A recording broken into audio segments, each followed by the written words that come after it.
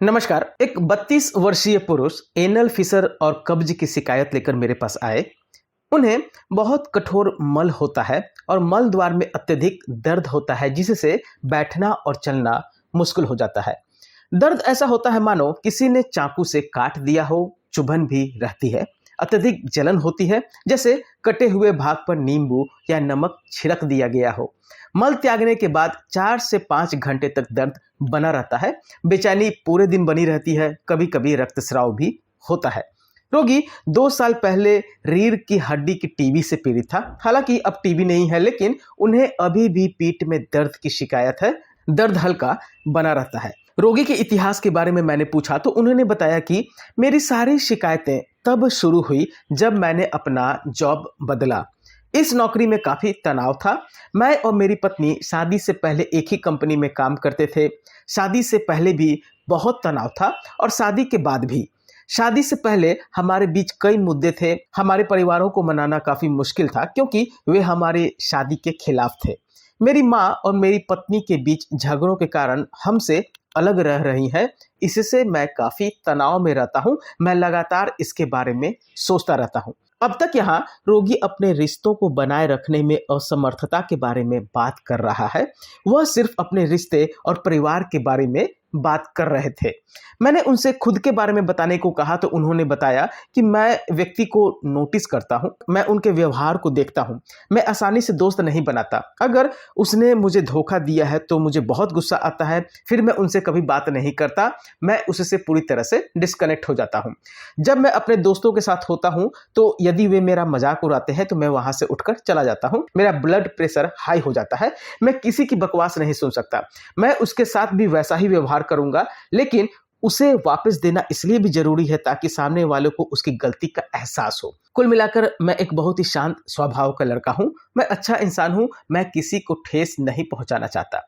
मैं मेहनती हूँ। मैं लगातार अपने प्रदर्शन से बेहतर प्रदर्शन करने का प्रयास करता हूँ।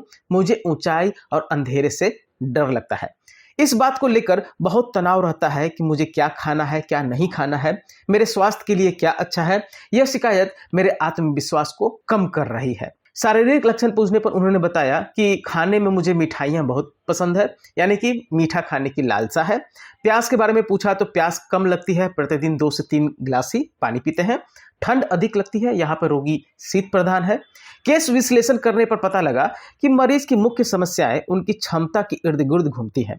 वह अपने जीवन में संतुलन कैसे बनाए रखें, इसके बारे में बात कर रहे हैं। वह अपनी पत्नी और मां को एक साथ लाने में असमर्थ है। यह उनकी कमी है।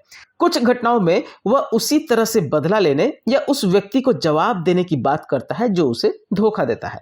वह नई परिस्थितियों का सामना करने, रचनात्मक और प्रदर्शन के बारे में बात कर रहा है। उसे किसी ऐसे व्यक्ति के सहारे की जरूरत है जो उसे हर परिस्थिति में मार्गदर्शन दे सके। यहाँ एक दवा है स्ट्रोंटियम कार्ब। इस दवा में निर्भरता है। यह रोगी बिल्कुल यही कर रहा है। वह अपनी माँ और अपनी पत्नी, अपने भाई, अपने परिवार पर निर्भरता के बारे में बात कर रहा है। स्ट्रोंटियम कार्ब का एक व्यक्ति मार्गदर्शन की तलाश करता है। रिश्ते ही उसके मार्गदर्शक होते हैं और उसके जीवन में सबसे महत्वपूर्ण चीज रिश्ते ही है। स्ट्रोंटियम कार्ब के व्यक्ति के बारे में आप पाएंगे जिम्मेदारी, मार्गदर्शन की आवश्यकता, रचनात्मक विचार, अंधेरे का डर, ऊंचे स्थान का डर, गुदा प्रदेश में जलन और दर्द, मल त्यागने के बाद गुदा में जलन का दर्द, लंबे समय तक बने रहना। ऐसे में मैंने स्ट्रोंटियम कार्ब 1000 पावर की एक खुराक देकर रोगी को 3 दिन में फॉलो अप करने को कहा। 3 दिन बाद उन्होंने कहा कि मैं काफी बेहतर महसूस कर रहा हूँ। दर्द केवल 10% ही रह गया है। कोई रक्तस्राव नहीं, कब्ज की शिकायत नहीं। मेरी नींद की गुणवत्ता में सुधार हुआ है। मैं खुश और तनाव मुक्त महसूस कर रहा हूँ। मैंने 15 दिन बाद स्ट्रोंटियम कार्ब 1000 शक्ति की एक खुराक और लेने की सलाह दी। 3 महीने बाद हमने मरीज को दवाई बंद करने के लिए कहा, क्योंकि वह पूरी तरह से बेहतर थे। 6 महीने बाद रोगी का फॉलो अप किया। उन्होंने इस बात की पुष्टि की वह बहुत अच्छा कर रहे हैं और कोई लक्षण नहीं है। तो ऐसे ही केस टेकिंग करके रोगी के मानसिक शारीरिक लक्षणों के आधार पर अगर आप दवा का चयन करेंगे तो कोई भी रोग पूरी तरह से जड़ से ठीक हो जाएगा। आशा करता हूं आपको यह वीडियो मेरी पसंद आई होगी। वीडियो पसंद है तो प्लीज मेरे चैनल को सब्सक्राइब करें और वीडियो को लाइक करना ना भूलें। धन्यवाद।